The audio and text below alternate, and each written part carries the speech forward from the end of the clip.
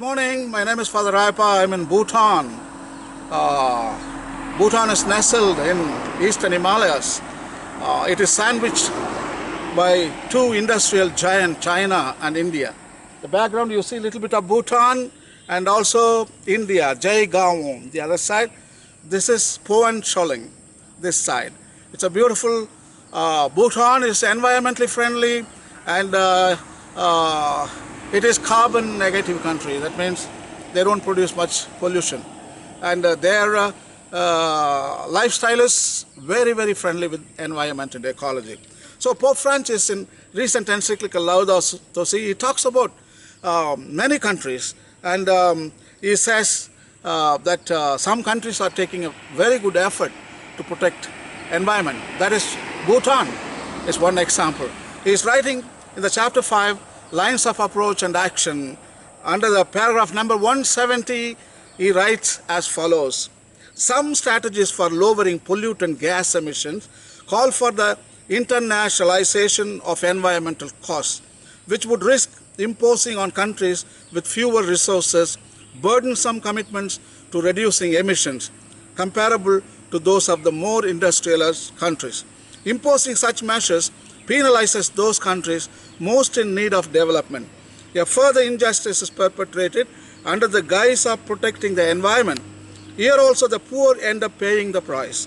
Furthermore, since the effects of climate change will be felt for a long time to come, even if stringent measures are taken now, some countries with scarce resources will require assistance in adapting to the effects already being produced, which affect their economies. In this context, there is a need for common and differentiated responsibilities. As the bishops of Bolivia have stated, the countries which have benefited from a high degree of industrialization at the cost of enormous emissions of greenhouse gases have a great responsibility for providing a solution to the problems they have caused. I am in Bhutan. Bhutan is carbon negative country, and but India is a very poor country.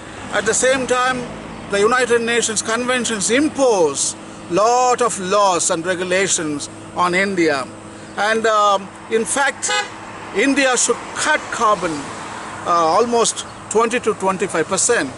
So India wants to develop. There are poor people.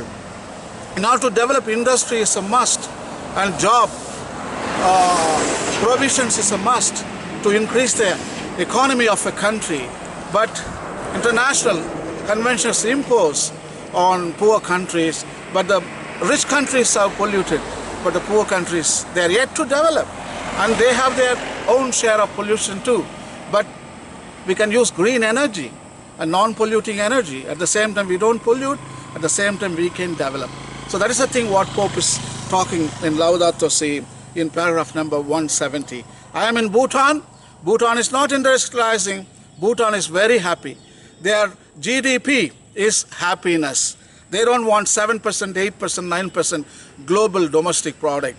Their global domestic product is peace, happiness, joy, satisfaction. I think Bhutan sets an example, and Bhutan is a role model for all the countries in the whole world. Read Laudato Si, paragraph number 170, an encyclical written by Pope Francis on ecology and environment. Thank you, and God bless.